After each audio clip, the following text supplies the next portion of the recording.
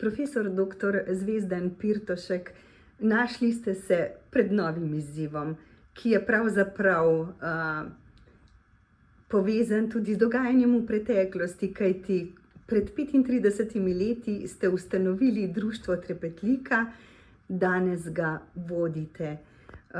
In pri tem, kot eden najbolj priznanih nevrologov v Sloveniji, lahko naredite veliko dobrega za bolnike tudi po drugi plati. Kakšni izzivi so pred vami, kaj ste si zadali, kakšni so vaši načrti tudi na tej poti? Ja, torej res je, ko sem pred 35 leti kot nekoliko mlajši nevrolog se vrnil iz dolgoletnega bivanja v tujini, sem videl, da nam v Sloveniji morda zelo primanjkuje v procesu obravnave torej bolnikov, pravzaprav aktivno sodelovanje teh bolnikov, pravzaprav vprašati in poslušati, kaj pa si oni torej želijo, kako pa bi oni radi videli svojo obravnavo, kaj lahko naredijo zase. No in torej vračal sem se iz Velike Britanije, kjer so ta društva bolnikov bila torej zelo razširjena, in eno izmed prvih vprašanj, ki sem jih vedno dobil v tamkajšnji ambulanti, je bilo: doktor, a mi lahko poveste naslov najbližjega združenja bolnikov? Zaradi tega sem to svojo izkušnjo prenesel v Slovenijo. Moram reči, da moja prva izkušnja je bila pravzaprav bolj žalostna, kajti Slovenci, morda delno zaradi nacionalnega karakterja, smo bolj introvertni, ljudje so rekli: pa kaj bom jaz v društvu, pa potem bodo pa vsi vedeli, da sem bolan, veliko je bilo še stigme. No, in v teh 35 letih, ko sem gledal z veseljem rast tega društva, sem videl, kako zelo se je tudi ta, bom rekel, narodova filozofija o tem, da se o bolezni ne sme torej govoriti, da o tem, da sem jaz bolan, nihče ne sme vedeti, kako zelo se je to spremenilo. Res je, lani so mi bolniki pokazali eno posebno čast, moram reči, in to je, da so me izvolili za predsednika.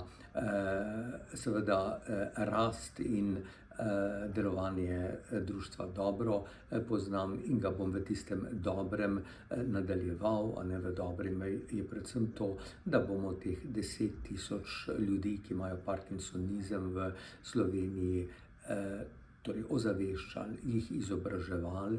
S tem bomo dali pravzaprav pomembno orodje v roko ne samo bolniku, ampak tudi zdravniku. Če bo izobražen bolnik prišel na pregled, bo veliko bolj artikulirano in določeno znal povedati, kaj ga muči, kaj si želi, česa si ne želi.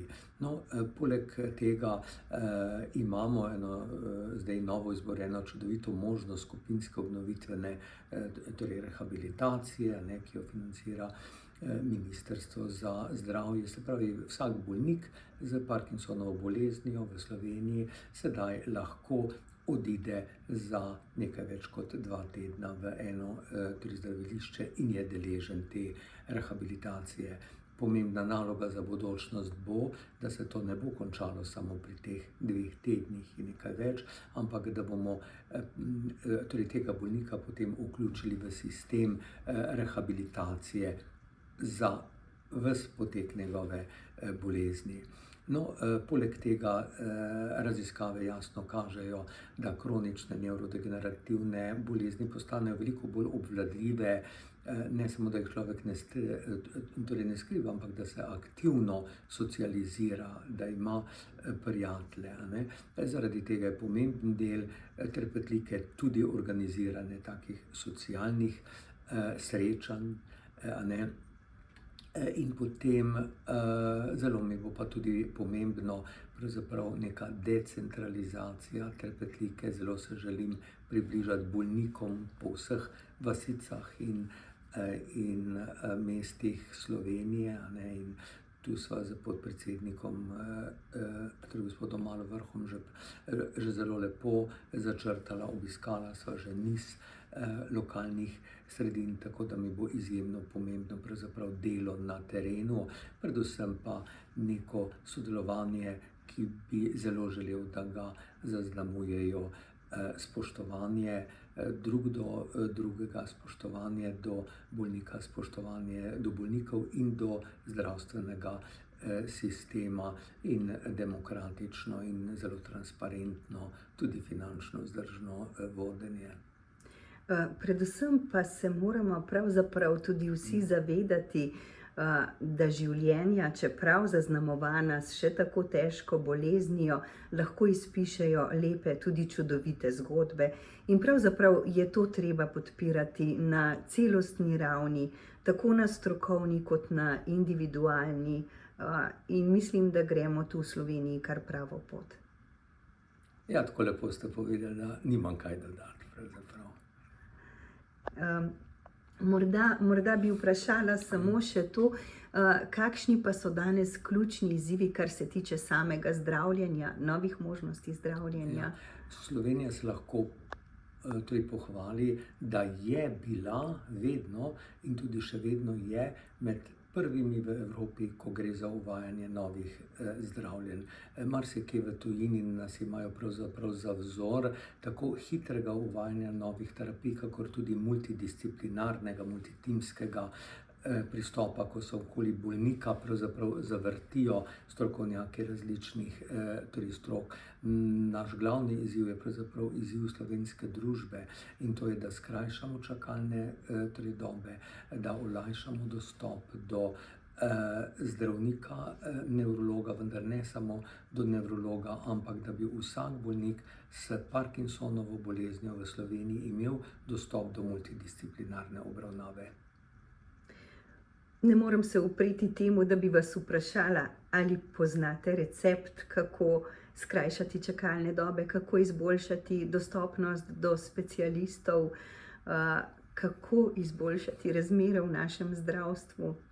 Veste, za to verjetno bi zdaj morali 3-4 sedeti, moral bi biti zdravnik, moral bi biti bolnik, moral bi biti pravnik, moral bi biti politik. In to politik ne samo tisti, ki razmišlja, kako bo zdaj v 9 mesecih do naslednjih volitev, ampak nek politik, ki ne glede na svoje strankarske barve, ve, da ta mali narod si zasluži kvalitetno zdravstveno obravnavo čez 5, 10 in 50 let. V tem momentu, ko bomo pripravljeni preseči neke male strankarske ograje, v tem mislim, da bo že prvi korak k temu narejen. Ko bo enkrat zaživel ta ratio, bomo verjetno res na dobri poti k izboljšavam. Čeprav smo že danes prišli daleč, ne glede na ovire, kaj ne? Točno tako.